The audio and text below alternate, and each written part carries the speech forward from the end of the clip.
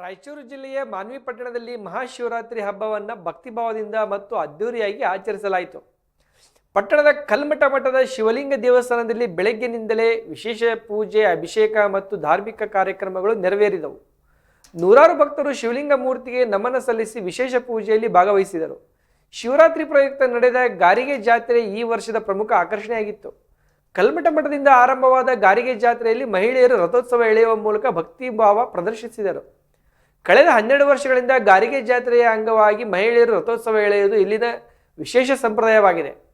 ಈ ವಿಶಿಷ್ಟ ಆಚರಣೆ ಮಹಿಳಾ ಶಕ್ತಿಯ ಸಂಕೇತವಾಗಿದ್ದು ಸಾವಿರಾರು ಭಕ್ತರ ಗಮನ ಸೆಳೆಯಿತು. ರಥೋತ್ಸವದ ವೇಳೆ ಭಕ್ತರು ಹರ ಹರ ಮಹಾದೇವ ಎಂಬ ಘೋಷಣೆಗಳೊಂದಿಗೆ ಭಕ್ತಿಭಾವ ವ್ಯಕ್ತಪಡಿಸಿದರು. ಜಾತ್ರೆ ನಿಮಿತ್ತ ಕಲ್ಮಠ ಸ್ವಾಮೀಜಿ ಭಕ್ತರಿಗೆ ಪ್ರಸಾದ ವ್ಯವಸ್ಥೆ ಮಾಡಿದ್ದು, ಸುತ್ತಮುತ್ತಲಿನ ಗ್ರಾಮಗಳಿಂದ ಆಗಮಿಸಿದ ಭಕ್ತರು ಪ್ರಸಾದ ಸ್ವೀಕರಿಸಿ ದೇವರ ಕೃಪೆಗೆ ಪಾತ್ರರಾದರು. ಒಟ್ಟಾರೆ ಭಕ್ತಿ, ಸಂಪ್ರದಾಯ ಮತ್ತು ಐಕ್ಯತೆಯ ಸಂಕೇತವಾಗಿ ಮಾನ್ವಿ ಪಟ್ಟಣದಲ್ಲಿ 12ನೇ ವರ್ಷದ ಗಾರಿಗೆ ಜಾತ್ರೆ ಮತ್ತು ಶಿವರಾತ್ರಿ ಹಬ್ಬ ಯಶಸ್ವಿಯಾಗಿ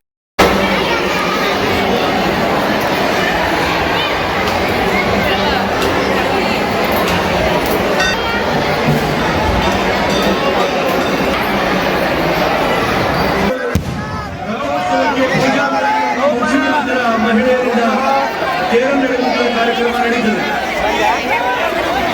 ಶಿವನಾಮವನ್ನು ಪಠಿಸಬೇಕು.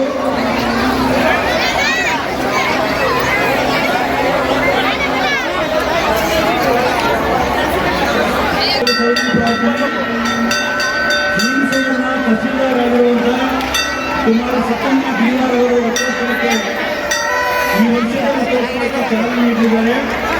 ಲಿಂಗೈಕ್ಯ ಶ್ರೀ ಗುರು ಸದ್ಗುರು ಉತ್ತಮ ಮೂರ್ತಿ ಧ್ಯಾನ ಮಂದಿರ ತಲುಪಿದೆ.